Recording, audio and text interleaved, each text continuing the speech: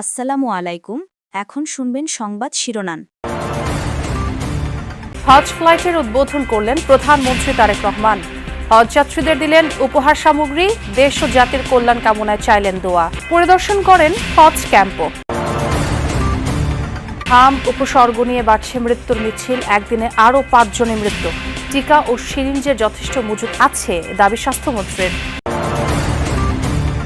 ছুটির দিনেও তেল নেই বেশিরভাগ পাম্পে, লম্বা সিরিয়ালে নাজেহাল গ্রাহক। রেকর্ড পরিমাণ জ্বালানি মজুদ আছে দাবি প্রতিমন্ত্রীর।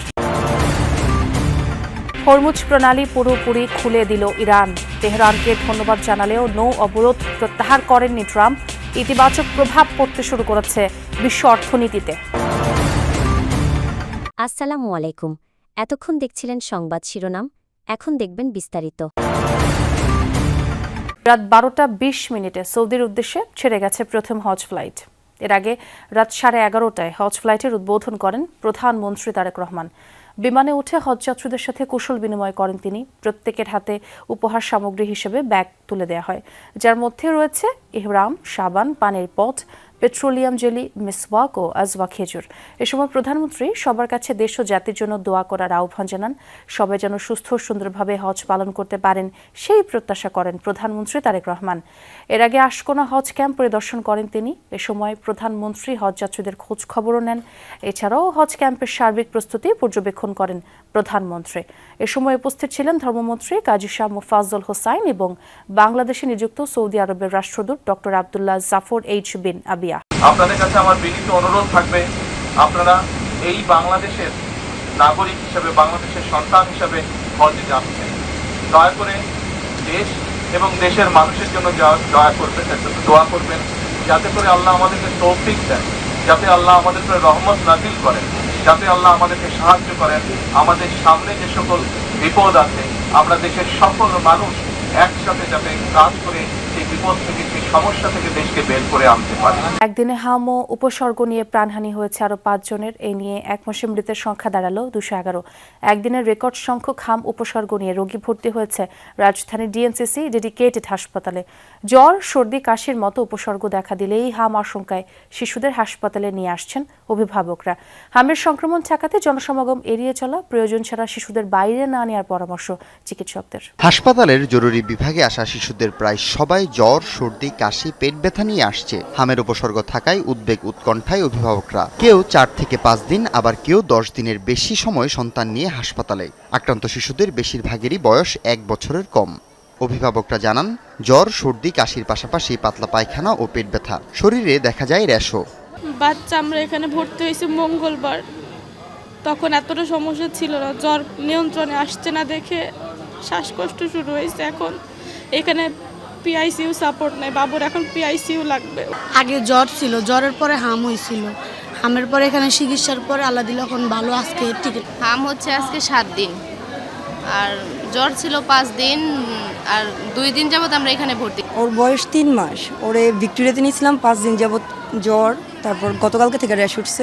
হাম হয়েছে, প্রথম অল্প অল্প দেখা দিচ্ছে, পরে এখানে আসছি, এখন দেখা যায় পুরো শরীর বাইরে গেছে। 24 ঘন্টায় ডিএনসিসি ডেডিকেটেড হাসপাতালে হামের রেকর্ড 121 জন রোগী ভর্তি হয়েছে। মোট ভর্তি 4 শতাধিক। চিকিৎসকরা বলছেন, রোগীর চাপ সামলাতে হিমশিম অবস্থা তাদের। আমরা নিজেরা স্যাটিসফাই হচ্ছি না, আমরা যেরকম তাদেরকে সার্ভিস দিয়ে অভ্যস্ত আমরা সেভাবে দিতে পারছি না। আমরা এরকম বাচ্চাও পেয়েছি যে 17টা হাসপাতাল ঘুরে ঘুরে আসছে। তো গার্ডিয়ানের জন্য প্লাস বাচ্চার জন্য এটা খুবই হয়রানি, এবং মানে বাচ্চাটা ধীরে ধীরে তো অসুস্থ হয়ে যেতে থাকে আরও বেশি। এরকম ভোগান্তি যাতে না হয় সেজন্য আপনারা আগে থেকেই পুরো প্রস্তুতি নেবেন। গত 1 মাসে দেশে হাম ও উপসর্গ নিয়ে মৃত্যু হয়েছে 2 শতাধিক শিশুর, আর আক্রান্ত ছড়িয়েছে 20,000। সংকট দিন দিন জটিল হচ্ছে, বাড়ছে হাহাকার। ছুটির দিনে বন্ধ বেশিরভাগ পাম্প। খোলা থাকা ফিলিং স্টেশনগুলোতে হাজার হাজার যানবাহনের সারি।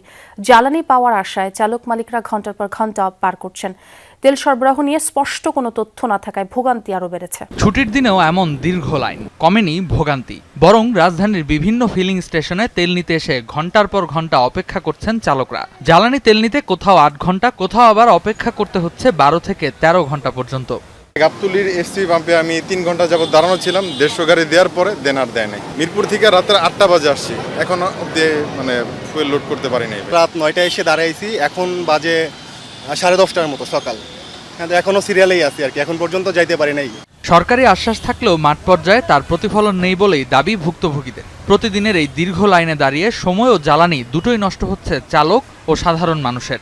আসলেই যে আমাদের দেশে তেল আছে কি না, আমাদের যে বিভ্রান্তি, আমরা কিন্তু সারা সপ্তাহ অফিস করি এবং সপ্তাহের শেষ দিন এসে আমরা লাইনে দাঁড়াই। এখন আজকে তো আমার কোনো কয়টা তোমার ডিউটি না, তোমার তেল লাভ, তেল দিলে আমি 14 ঘন্টা বসে রয়েছি, এই পরিশ্রম কে দিব? আমার 3 দিন যাবত বসে আছি, কোনো ভাড়া টাড়া ইনকাম কামার রোজগার কিছুই নাই। আজকে যে পরিমাণ কষ্ট করা লাগছে, গতকালকে আমি রাত্র 2টা দাঁড়াইছি আর এখন তেলে এখনো যাইতে পারি নাই আর কি। শুক্রবার সকাল থেকেই শহরের বিভিন্ন পাম্পের সামনে দীর্ঘ লাইন দেখা যায়, যা ছড়িয়ে যায় আশপাশের অলিতে গলিতেও। চালকরা বলছেন রাজধানীর অনেক ফিলিং স্টেশন বন্ধ থাকায় চাপ বাড়ছে চালু থাকা পাম্পগুলোতে।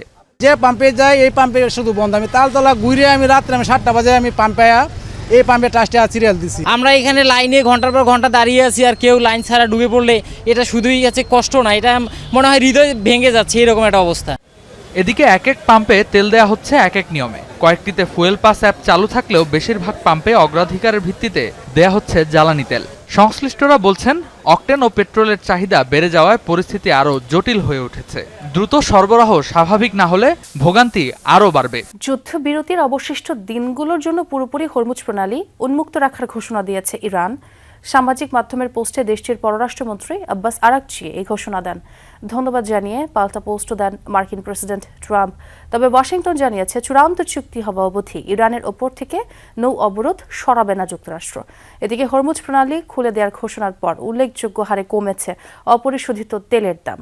বিশ্বব্যাপী শেয়ার বাজারে দেখা যাচ্ছে ইতিবাচক প্রবণতা। হরমুজ প্রণালী এই সমুদ্রপথ দিয়েই বিশ্বের মোট জ্বালানি তেলের 20% পরিবহন হয়।